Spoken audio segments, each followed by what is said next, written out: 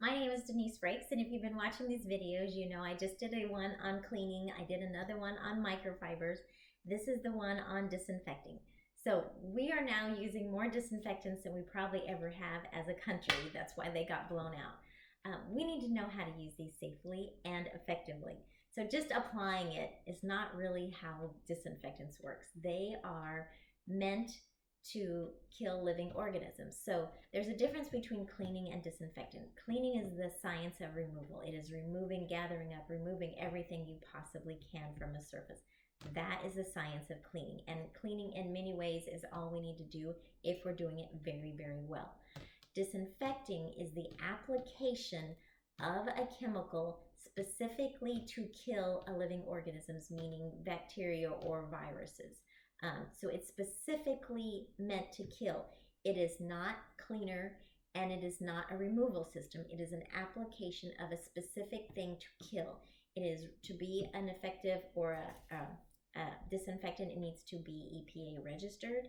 And that is just saying that it is a disinfectant. It doesn't necessarily mean anything, but it is registered as a pesticide. So I remember years ago when I started in the cleaning industry, Dennis Bruters was my supplier, and we were doing flood restoration with needing mildewcide, which is just to kill mold and mildew. And he was saying, okay, anytime you're working with a disinfectant, keep in mind that its job is to kill living organisms, and you are a living organism. So keep that in mind. The job as disinfectants is to kill living organisms, even if they're minute, and we are a living organisms, which means we need to have some safety and some awareness. So first of all, before you do anything with your disinfectants, I don't want you to use one more disinfectant until you read the label. We have to read the labels. These are, even though we've been using them and you're super familiar with them and you've been using them over and over, so you know them. My grandma used bleach, I've been using disinfectants, I don't care. The thing is about them, the more we use them, the more familiar with them, the less we respect it, the less we're aware of it. If you have never read your label, or if it's been a couple of days since you've read the label, I don't care. Before you use another disinfectant, I want you to stop and I want you to read the entire label. No questions. Do not go past go until you've read that label. And I am absolutely serious on this because this can be a life-threatening thing. Like if you have not familiar with bleach, and a lot of people are using bleaches, if it's mixed with another chemical, it can become deadly. So we want to make sure we're reading our labels. Also, if you're not prepping your surfaces correctly, you're probably not using them as effectively, so we're just applying it. So the first thing on safety for using disinfectants is to read our labels. It's going to tell us a couple things. It's going to tell us things like we need a clean surface before we use our disinfectant. It's going to tell us how long do we need to keep this product on the surface for it to be effective. Almost every disinfectant has what's called a dwell time. So like when we think about washing our hands for 20 seconds, that's the dwell time. That's the time element. Some disinfectants are anywhere from 15 seconds to 10 minutes. We really need to know what the specific disinfectant says for dwell time. Also, then do we remove it or do we not remove it? Can we use it in food surfaces? Not in food surfaces. We need to know this stuff. This is all on the labels and we need to make sure we're following this. I know I just went over this a lot. I don't care. Read your labels, okay? So if you're using disinfectants, the other thing I want you to do is personal protection. So if you're using the disinfectant wipes, if you're using bleach, even if you're using rubbing alcohol throughout your house for a disinfectant, I want you to wear gloves because we are a living organism and we don't want to have a lot of massive chemical exposure in the process of trying to stay healthy, right? So wear gloves. The other thing I want you to do is open up your windows and get some ventilation. So by opening up the windows, I mean literally open up the windows, and if you have exhaust fans, go ahead and turn on your exhaust fan. We want some airflow in our house to make sure we're not getting chemicals in the air. Okay, so we got read the labels, we got airflow, we got personal protection for hands. Okay, what else do we need to have? So the other thing is we need to make sure we have clean surfaces. So if you think about it, has anybody ever used hydrogen peroxide? Probably all of us have used hydrogen peroxide. I remember like as a kid, I'd fall down and I'd have scrapes all over and I'd have mud and dirt in my wound, and then I'd come home and the first thing my mom or dad would do is they'd clean the wound before they put the hydrogen peroxide on. Why did they do that? Because if there's too much germ and grime and rocks or whatever I had in my wound, the disinfectant or the hydrogen peroxide will not work as effectively because it's too busy fighting too many impurities. That's what happens with our disinfectants. If you're just using disinfectant wipes and disinfectant wipes and disinfectant wipes, or even bleach and bleach and bleach, but you're not ever cleaning anything in between, what happens is it builds up a residue, and then it's kind of like putting hydrogen peroxide on a wound with a whole bunch of dirt. It's got too much to work on, and then you're not actually effectively removing what we really need to remove right now. So when you're using disinfectants, I want you to start with a clean surface as much as possible. I just did a video on residue-free cleaning. Watch that video, share that video, like that video. Same thing here. Start with a clean surface. If you're putting disinfectants around in your house, at least once a week, I want you to go through and do a full job of completely removing it. And that was with the washing step, the rinsing step, and the drying step. The washing step using dishwashing liquid or hand soap, super effective cleaners right now, okay? So make sure we're prepping our surfaces correctly for using disinfectants. We're reading the labels, we're following personal protection, careful. A couple other things I want to point out is a lot of these things should not be put on our bodies. These are disinfectants, so especially these three. This is rubbing alcohol, this is a quaternary disinfectant, and this is bleach. So these are not meant to be on our bodies. They're very aggressive.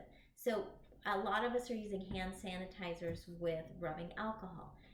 That is a complete normal practice right now, but I want us to be aware that if we have little kids, I was just looking at the poison center yesterday, and they're having more exposure to alcohol poisoning in little kids. So this is a high alkaline content. So if you have a choice between soap and water, go with soap and water to do your cleaning versus using hydrogen peroxide or using rubbing alcohol. I guess that's the side. Rubbing alcohol to do your cleaning or hand sanitizing. Okay, so just an awareness. We want to make sure we're safe here. Also, rubbing alcohol tends to be a respiratory irritant, as are these two. These three things are also respiratory irritants. So we want to be careful. That's why we have the house ventilated and we're wearing gloves. So just be aware. These all are going to work better on clean surfaces. This one, I know because we've been using it a lot, we want to make sure if we're using it in the kitchen and you've cleaned your kitchen, you put on the disinfectant, then make sure you give it the dwell time you need. But if you've been using it around food areas or where kids or pets are going to be, or even us, if we're going to be touching it a lot in food areas, then I want you to go ahead and do that full removal step and remove these products. And just a rinse and a dry to make sure these products are not left alone, because we don't want them in our foods. Same thing with bleach. After bleach, if you read the label, after you do with bleach, then they want you to rinse and dry it. Okay, they don't say the drying, but in residue-free cleaning, always dry everything. So a rinsing step. So we're going to be reading our labels. We're going to be using personal protection.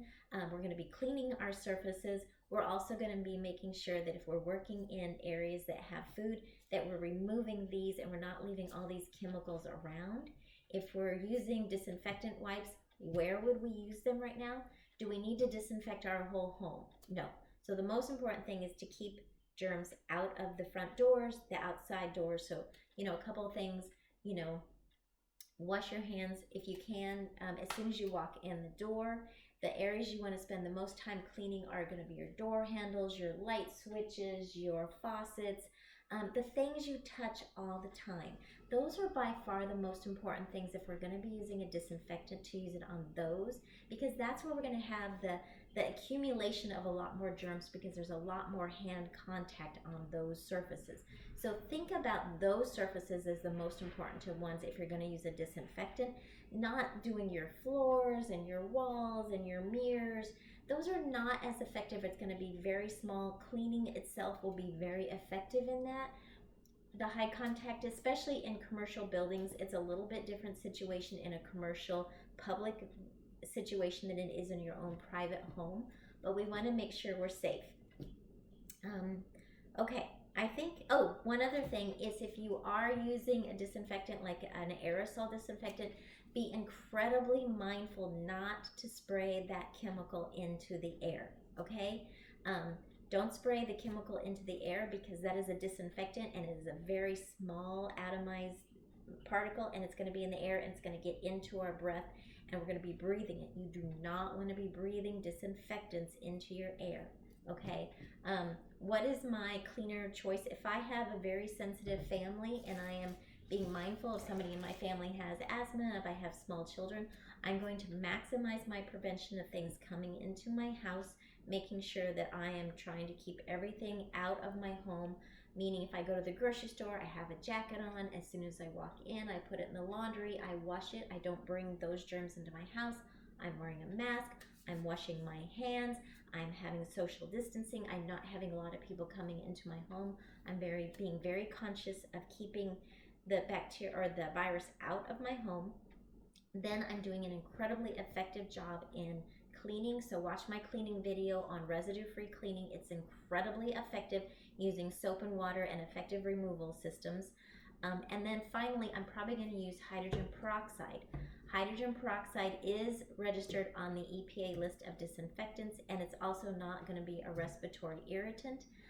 So if I have a respiratory irritation, I'm going to make sure I'm doing a lot of preventative practices, using very good cleaning practices, and then my disinfectant is probably going to be hydrogen peroxide to make sure I'm not further aggravating if I have a respiratory or if I have an impaired immune system or if I have a small baby child, because these are disinfectants. They are registered EPA pesticides. This is that 1% time, so I'm not going to tell you not to use it. We are in a pandemic. I'm just saying I want you to be aware. I want you to read your labels. I want you to practice personal protection. I want you to practice awareness. I want you to make sure you're doing effective cleaning. And then I want you to use the mildest means possible to do disinfecting. If you're going to be using that, that's fine. Just be sure you're being very mindful about it, okay? So we've got this. Cleaning is a science. This is a science of cleaning. This isn't just randomly throwing chemicals. If we're afraid and we're just throwing chemicals at it, we're probably not going to be as effective than if we're actually calming down a little bit, reading our labels and doing it thoughtfully. Then we can be comfortable knowing that we are effectively protecting ourselves and our families from this virus and from other viruses and bacteria and just, schmutz in general. So, all right, y'all good? Again, my name is Denise Frakes. I'm going to be sending this out in my newsletter. I'll also be posting it on my website, which is denisefrakes.com. If you have any questions, please email me, text me, message me, get a hold of me. I'm happy to share this information. But this is really important information that we get how to clean, how to do prevention, and how to do effective disinfecting right now. So from my home to yours, I wish you a very happy day. Stay safe, stay healthy, and take care of each other. Thanks so much.